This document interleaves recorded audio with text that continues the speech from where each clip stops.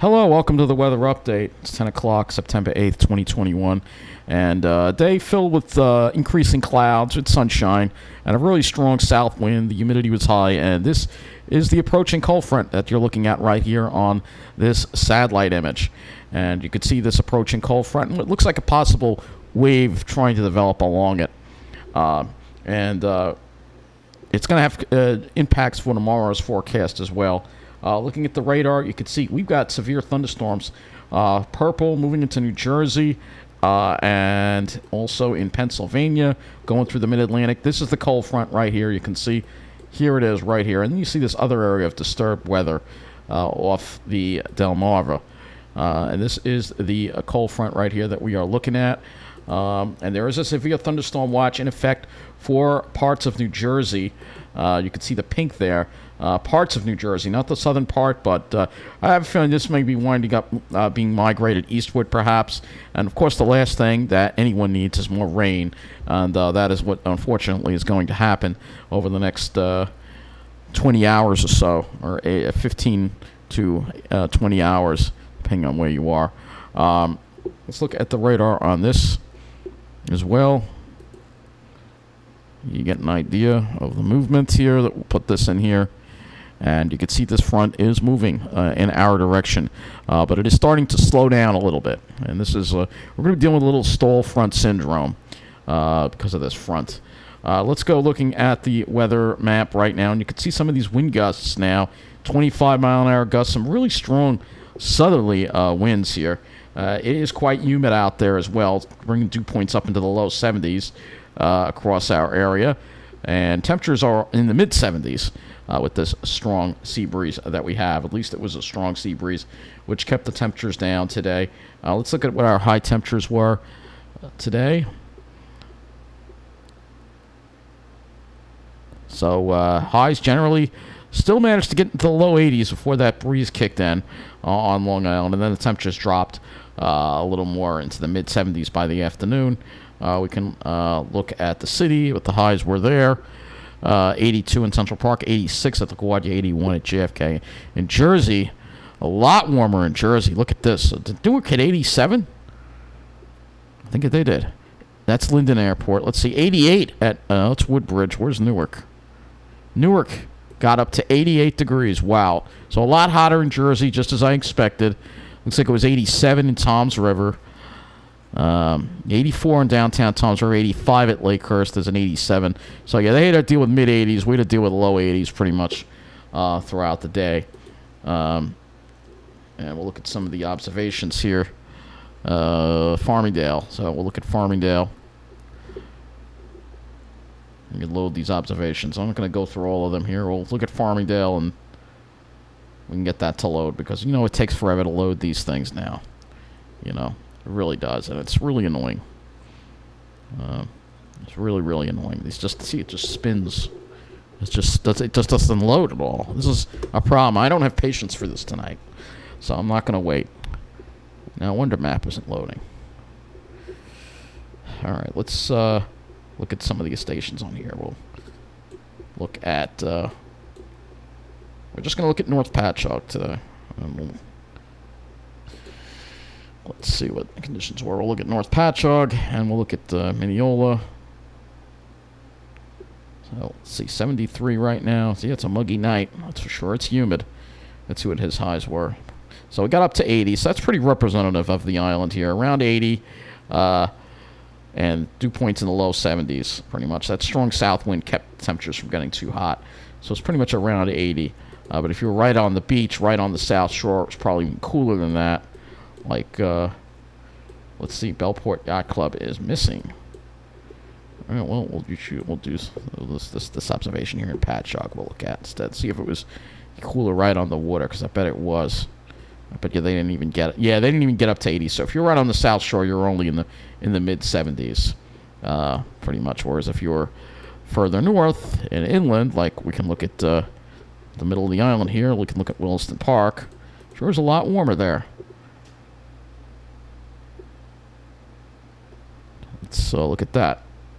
Let's get that to load. The internet just wants to be slow. So yeah, a little warmer there. 82.9 So that's more representative of what it was like in the middle of the island, toward the North Shore, and then still warmer than that in Jersey, of course. Where we can look at the West Desert, because I'm really curious how bad the West Desert was. It's probably upper 80s, I bet. Let's see what the West Desert was. Let's get that up there. So, yeah, 88. So that's a little more typical. Well, a lot hotter in Tom's River. A lot hotter today. That south wind, of course, comes in off the ocean for us, but not for them. So let's get to latest on the tropics here. And we're going to start with, we've got Mindy. So we've got 2 storms now. Tropical Storm Mindy. I said this thing was going to get named. And then Hurricane Larry. So we're going to start with Larry. And the swells obviously are continuing to starting to affect our area. There's already coastal flooding. Of course, News 12 is all over that because it's happening on the South Shore. So, Recon investigating Large Larry this evening. Large Larry. Can't believe they stole that from me. Oh, I knew somebody would think of it. As of 8 p.m., location 28.9 north, 59.8 west, about 375 miles southeast of Bermuda, maximum sustained winds 105. It has weakened to a Category 2. Moving northwest at 15 miles an hour, minimum central pressure 968 millibars to 8.59 inches. It's going to be expected to turn toward the northwest and then north with an increase in forward speed tomorrow, with faster northeastward motion expected by Friday. The center of Larry should pass east of Bermuda and move near or over southeastern Newfoundland late Friday. And it's still a large hurricane. Even though it has weakened. Hurricane force winds extend outward up to 70 miles from the center, and tropical storm force winds now extend outward up to 240 miles from the center.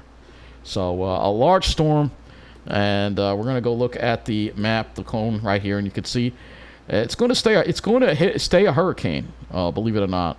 Even though it's weakening slowly. It's moving further north, so it's obviously not, the water is not quite as warm, so that's why it's losing some strength, but it's going to be enough to maintain its hurricane status and possibly affect Newfoundland overnight, Friday night into Saturday morning, and then even going by Greenland. I just have never seen this. This is so unusual to see a hurricane get that far north. It's going to become an extratropical hurricane or a post-tropical, but it's still going to be a hurricane in many ways. So that is quite amazing to see. But let's get now to Mindy. We have Tropical Storm Mindy as well. Tropical Storm Mindy, center Mindy about to make landfall in the Florida Panhandle. So 7 p.m. Its location 29.6 north, 85.4 west, about 25 miles west-southwest of Apalachicola,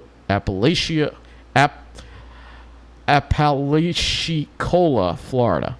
Maximum sustained winds 45 miles an hour, moving northeast at 21 miles an hour. It's moving pretty quick because it's getting picked up by the trough. Minimum central pressure 1,004 millibars to 9.65 inches. And the wind isn't going to be so much a big deal, but it's going to bring more rain, and that could cause some issues with flooding in the area. Looking at your warning cone here, we've got tropical storm warnings in effect for the part of the Florida Panhandle. And then it's going to weaken to a depression and then move out into the Atlantic and become a post-tropical depression, I guess, by the weekend. So it's mainly the rainfall, and that could cause some scattered flooding. It won't really be a wind, so much a wind damage event. So let's look at these satellite images here. We're going to start with Larry. Larry definitely looking a little weaker here, but you can still see the eye wall, the convection around the eye. So still maintaining itself. It's weakening slowly, but it's still got enough energy to keep going as a hurricane. And you can see that eye wall right there, a little less defined than it was for sure. So I think Larry is going to be slowly weakening, or slowly is the key though. It's going to take its sweet time. So let's go look at another image of Larry here. We're going to go to our floaters here, and we have a couple of images. So this is Larry today on your visible satellite there, and you can see definitely not looking as impressive as it was. So it's definitely starting to move into cooler waters probably, and that is affecting it. If we are to look at the sea surface temperature, if we were to use earth-null-school.net, which we will in a moment, it's probably moving into cooler water. Now let's look at Mindy. So this is Mindy, looking pretty poorly organized at this point. It's a very weak system, so it's mainly going to be rain that's going to affect the Florida Panhandle in Florida. Let's go look at some of these sea surface temperatures so we can explain to you. This is Larry right here. So let's take a look at the sea surface temperatures here, which is the actual sea surface temperatures, not the anomalies. So it's still over fairly warm water, actually, according to this. 84-degree water. So it's still pretty warm, but it's starting to move into less warm water. But it's still, look at all that warm water. That's only enough to support a hurricane. I think there's some other things going on. We were kind of going over this yesterday when we were looking at the satellite imagery, that there is some drier air around it. So that is also probably affecting it as well. If we're to look at air, actually we could look at this. There's actually a couple of modes we could use here. Total precipitable water. So you could see somewhat darker regions around. Here's the brighter, obviously, the hurricane. You can see it's got some drier air around it, so that might be affecting it a little bit too. But I wouldn't expect a dramatic weakening. Any weakening will be gradual. And it could stay a Category 2 or a Category 1 for quite some time. And like I said, I think it's going to stay with hurricane force winds even when it gets to Newfoundland. That's what it looks like, especially with all that warm water around, you know. But I want to talk more about that severe weather threat now. All right, so let's get into that. Looking at the lightning here, you can see there's a lot of lightning too with some of these storms over Pennsylvania. So these are some severe thunderstorms here. I'm not even going to go to, obviously, here are the models again with Larry. But like I said, I want to focus more on this severe weather event. So let's go look at our models here and see what's going on. So this front that's supposed to move through is going to kind of stall out for a little bit tomorrow. A little wave's going to form along it, which is going to bring more rain. You can see that. And then we finally get into the high pressure for Friday and the weekend. But we're going to have to deal with this stalled front syndrome. And this is going to bring more rain, which is what we don't already need. If we look at the GFS and the total accumulated precip here, you'll see, yep, another inch, possibly two. Not what the area needs, considering how saturated the ground is. And this is all because a wave is forming along the front. Because, again, there's probably some warmer water that's putting a little more energy into the atmosphere, causing this wave to form along the front. Let's go to the HRRR. Should have enough of that in now. And the 0Z HRRR. So if we go to the 0Z, total accumulated precip, you can see the streaky nature of this obviously means it's convective in nature with these thunderstorms. But you can see, look at that, 2 inches over parts of Long Island, perhaps the Jersey Shore, another little area of 2 inches up in northern Jersey. So again, this is not what the area needs. The water table is very, very high, and it's not going to really take a whole lot to flood things. So let's look at the HRRR right now and back this up to around now. So you can see this line. And you can see the line isn't going to make it over here. It's going to peter out probably because the front is starting to stall out. It's not going to move through. It's going to stall right over us on Thursday. A wave of low pressure is going to come in. We're going to get some more heavy rain, perhaps some thunderstorms in the midday hours. And then it's going to take a while to get this rain out of here. It may take until it may be raining all day long. We may not even get it out of here by 4 or 5 o'clock, which is ridiculous. This front just keeps getting slower and slower and slower. It finally moves east of the area for Friday.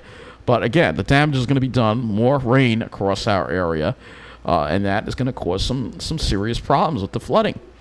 Let's look at the dew points here to show you the humid air that's over us. So you can see here, we stay in the humid air tomorrow. We don't dry out. And again, the front is stalling out, and we're going to have to wait until tomorrow night to get that drier air in. And then that drier air will come in for Friday and give us a nice day with northwest winds.